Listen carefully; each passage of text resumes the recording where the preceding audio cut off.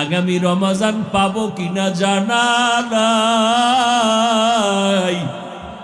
গত রমজানে কত আল্লাহর বান্দারা বেঁচে ছিলেন, এই রমজানে দুনিয়ায় নাই। অনেকের বাবাও নাই, অনেকের মা নাই, অনেকের আপনজন দুনিয়ায় নাই। আজ আমি বেঁচে আছি, আগামী রমজান বেঁচে থাকবো কিনা কোনো গ্যারান্টি নেই। ও যুবক, 6 বছর থেকে রোজা ভাঙ্গি না রে বাবা।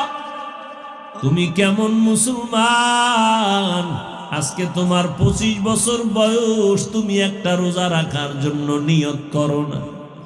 ওরে আমার মাওলার ধরাটা কি তুমি দুর্বল মনে করেছো?